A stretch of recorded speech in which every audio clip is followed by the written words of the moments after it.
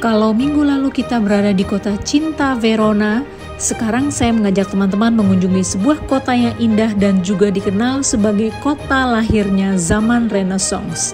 Namanya Firenze atau Florence. Dan saya sengaja memulai perjalanan kita dengan olahraga pagi. Selamat pagi, salam dari Firenze. Pagi ini saya selesai olahraga. Dan sekarang sudah jam 7 pagi, tapi karena di Eropa baru memasuki musim dingin, jadi kelihatannya masih gelap ya. Tadi sih jam 6 saya mulai olahraga, masih gelap banget. Sekarang saya berada di Sungai Arno.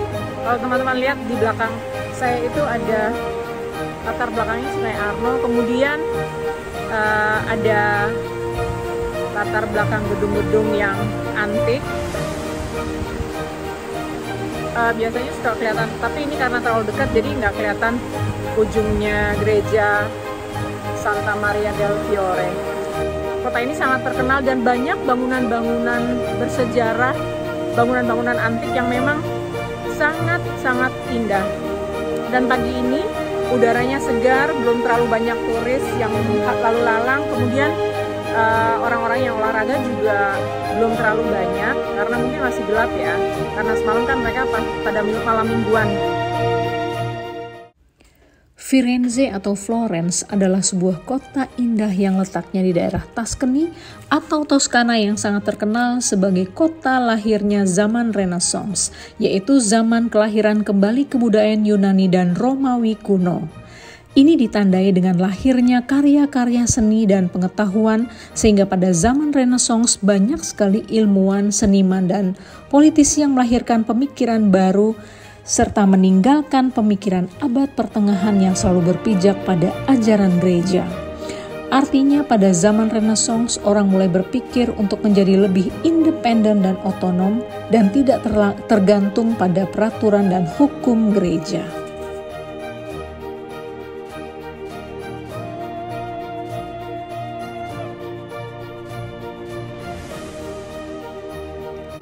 Selamat pagi, kembali lagi saya sekarang berada di depan gedung Santa Croce. Seperti yang kita tahu bahwa Santa Croce adalah salah satu bangunan yang terkenal peninggalan zaman Renaissance, dan di dalamnya kita tahu bahwa banyak sekali tokoh-tokoh Renaissance yang dimakamkan. Salah satunya adalah Niccolo Machiavelli. Dan pada saat ini saya bersama para turis-turis yang lain, juga penduduk lokal, menikmati suasana yang sangat indah di Firenze, khususnya di depan gedung Santa Croce ini. Kalau kita lihat di sebelah kanan, terdapat patung Dante Alighieri. Teman-teman tahu bahwa Dante Alighieri adalah salah satu seniman yang terkenal. Oke, kita sekarang akan masuk ke Basilika Santa Croce, yaitu bangunan gereja yang menjadi ciri khas peninggalan Renaissance, di mana di dalam Santa Croce ini terdapat makam para seniman seperti Michelangelo, Giorgio Vasari, ilmuwan Galileo Galilei, juga ahli politik Niccolo Machiavelli, serta ada beberapa lagi tokoh-tokoh lainnya.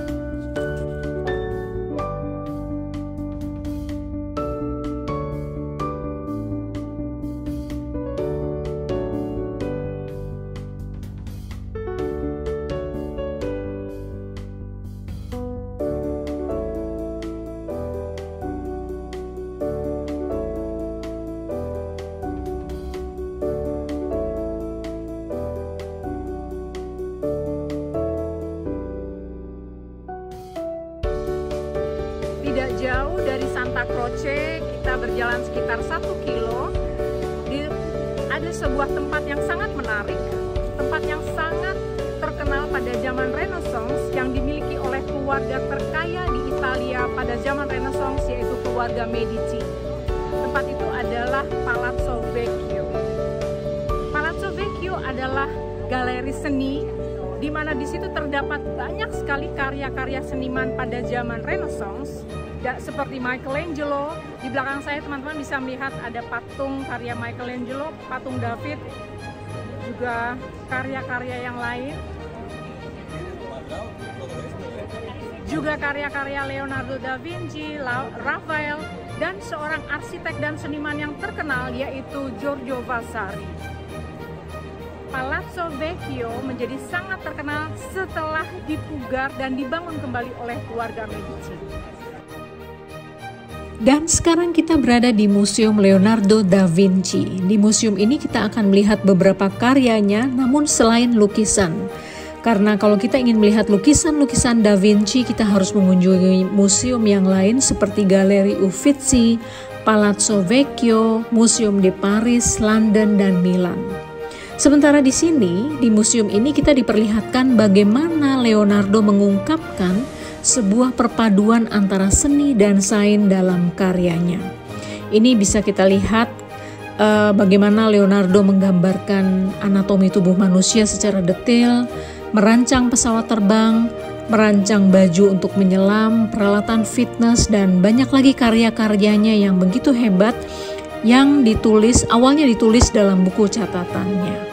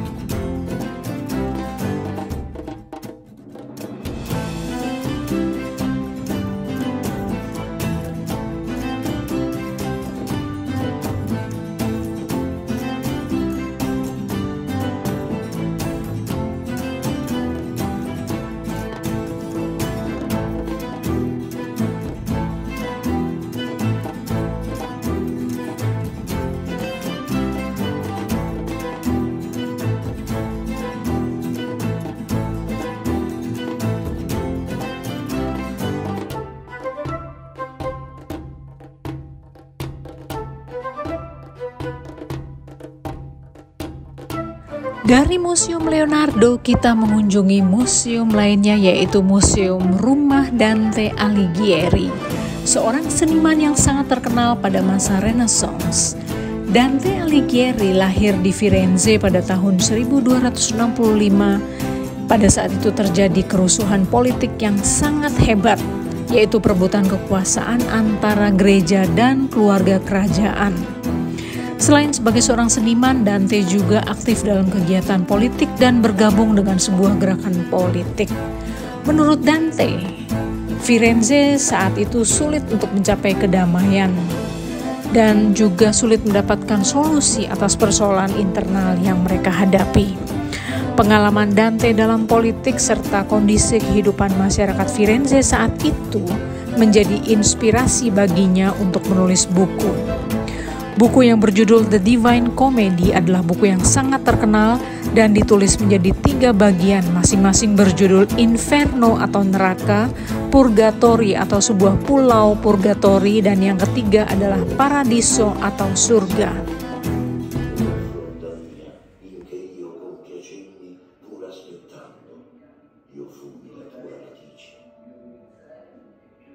Lascerai ogni cosa diletta più caramente, e questo è quello strale che l'arco dello esilio. Salah satu tempat yang harus dikunjungi menurut saya di Firenze adalah Museum Casa di Dante, Museum Rumah Dante.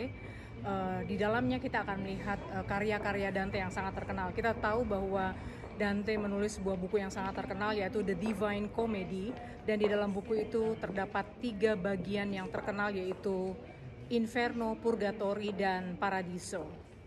Dante Alighieri seorang artis seniman yang terkenal di Italia, dan kita semua tahu cerita The Divine Comedy adalah buku yang sangat hebat dan spektakuler. Di hari berikutnya saya kemudian mengunjungi Katedral Santa Maria del Fiore, sebuah katedral yang sangat besar, terbesar ketiga setelah St. Peter's di Roma dan St. Paul's di London. Namun pada kesempatan ini saya memutuskan untuk mengunjungi towernya yang tinggi, yaitu setinggi 90 meter. Ini adalah pertama kali saya naik ke sebuah tower yang sangat tinggi. Oke. Sekarang saya ada di gereja Santa Maria della Fiore, sebuah katedral yang sangat besar dan merupakan katedral terbesar nomor 3 di dunia. Kita tahu bahwa yang terbesar pertama adalah St. Peter di Roma, kemudian St. Paul di London, dan yang ketiga adalah Santa Maria della Fiore. Teman-teman bisa lihat tower setinggi itu, setinggi 90 meter, dan museumnya juga dibuka. Sekarang saya mau masuk ke towernya, akan naik ke tower yang tinggi itu, yang tinggi 90 meter. Kita lihat seperti apa towernya dan bagaimana. Dan ini adalah tantangan yang menarik teman-teman, untuk naik ke tower yang tinggi, tower di gereja Santa Maria della Fiore. Yuk, kita jalan-jalan, kita naik tower yang tinggi itu. Kayaknya asik banget nih. Menara yang tinggi dan megah ini namanya Menara Lonceng Giotto, yang merupakan salah satu dari 4 monumen utama di Piazza del Duomo. Tingginya hampir 90 meter dan merupakan bangunan bergaya gotik. Untuk naik ke atas teman-teman tidak disediakan lift dan kita harus naik satu persatu karena memang tangganya sangat kecil dan sempit. Karena tinggi sekali, maka memang harus berhati-hati untuk naik ke atas menara ini. Menara yang dibalut marmer putih, merah, dan hijau yang hampir sama warnanya dengan katedral ini adalah menara lonceng persegi yang megah dan juga sebagai salah satu menara lonceng terindah di Italia.